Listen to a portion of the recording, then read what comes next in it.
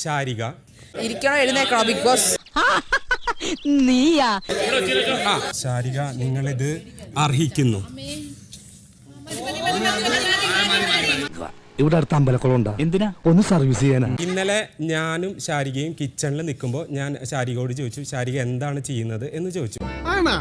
അപ്പൊ ശാരിക പറഞ്ഞു ഹോട്ട് സീറ്റിൽ ആങ്കറായിട്ട് ഇന്റർവ്യൂവർ ആണെന്ന് ഒക്കെ പറഞ്ഞു. അതൊക്കെ എല്ലാവർക്കും അറിയുന്നതല്ലേ. അത് കഴിഞ്ഞിട്ട് ശാരിക പറഞ്ഞ ഒരു സ്റ്റേറ്റ്മെന്റ് എനിക്ക് ഒരിക്കലും അംഗീകരിക്കാനായിട്ട് പറ്റിയിട്ടില്ല. ഇതങ്ങ് വെറുതെ വിട്ടാ പറ്റില്ല, നമ്മൾ പ്രതികരിക്കണം. കാരണം വരുന്ന ആളും ശാരികയും സ്ക്രിപ്റ്റഡ് ആയിട്ടാണ് ആ ഷോ ചെയ്യുന്നത് എന്ന് പറഞ്ഞു. അങ്ങനെ വരാൻ വഴിയില്ലല്ലോ. ആര് പറഞ്ഞു വഴിയില്ലെന്ന്? നാട്ടുകാരിതറിഞ്ഞാൽ എന്റെ മാനം, ഞാൻ ഇത്ര നാൾ ഉണ്ടാക്കിയെടുത്ത് എന്റെ പേര് എല്ലാം പോവും. പ്ലീസ്. അങ്ങനെയാണെങ്കിൽ മലയാളി ജസ്റ്റ് വെയിറ്റ്, നീ ഒന്നും പണയണ്ട.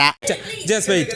അങ്ങനെയാണെങ്കിൽ ഇത്ര നാള് ശാരിക എന്ന ആങ്കർ മലയാളി ഓഡിയൻസിനെ പൊട്ടന്മാരാക്കുകയായിരുന്നു. ദയവേദി ഇക്കാര്യം പുറത്ത് ആരോടും പറയരുത്, എനിക്കത് ക്ഷീണ. ശാരിക എന്ന് പറയുന്ന ഒരാൾക്ക് വ്യക്തിത്വമോ നിലപാടോ ഇല്ല എന്ന് ഞാൻ ആ നിമിഷത്തിൽ മനസ്സിലാക്കി.